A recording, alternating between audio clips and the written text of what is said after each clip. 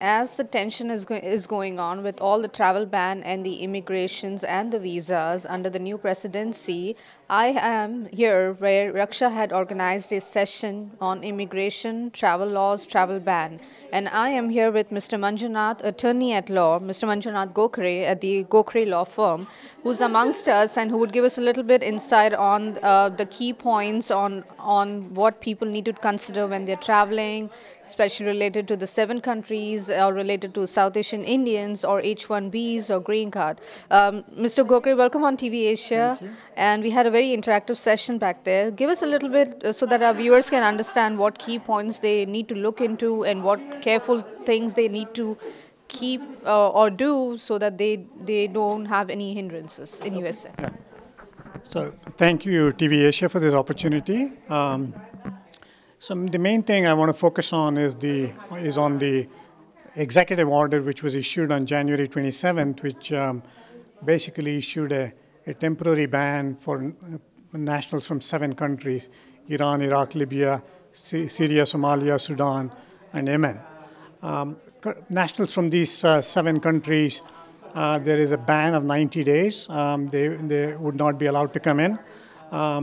Plus, there was a 120-day sort of hold on refugee admissions and also an indefinite hold on Syrian refugees.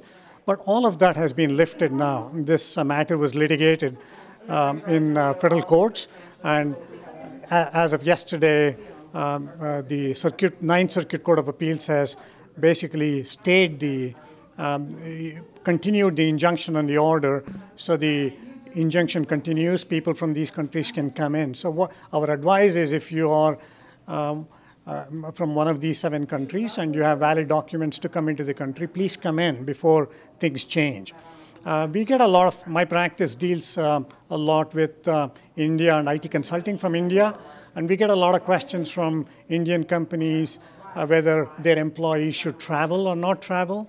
Our advice is, if they have valid visas in their passport and they have a valid H-1B approval notice and they have documentation like pay stubs and employment letters, they can by all means travel. We are not seeing any problems at the port of entry when they're coming back in. But we are seeing issues with respect to issuance of visas at consulates in India, US consulates. We are seeing an uptick in something called 221G denials, where cases are going into administrative processing. So our advice for people is, if you need your visa to be reissued from India, don't travel now. Wait for at least another 90 days until things settle down. But if you already have a visa issued and you have all the documents, by all means, go ahead and travel. There should not be a problem. What else? I mean, in this forum, we also covered about, just the general sort of climate of fear within Georgia, and people being stopped and people being asked questions, and also rates, where people, immigration rates at businesses and also at homes. The key to remember is make sure you don't have to give any information out, and you can always ask people for their IDs and documentation and arrest warrants before you let them into your houses. And make sure you have all of your documentation concerning residents in Georgia kept in a safe place where you know where it is, your family knows where it is, in case you're picked up. So just remember, you have rights, and don't sign away your rights. We also get a lot of questions on H-1B visas from Indians, Indian clients. There are bills being floated around to increase the salary of H-1B employees to $100,000 in one bill and to $130,000 in another bill. What I would like to remind people is these are just ideas being floated around. Nothing is final. So until this bill becomes the law, nothing really has changed. With respect to H-1B, we do anticipate some sort of tightening of the H-1B program in the days and months to come.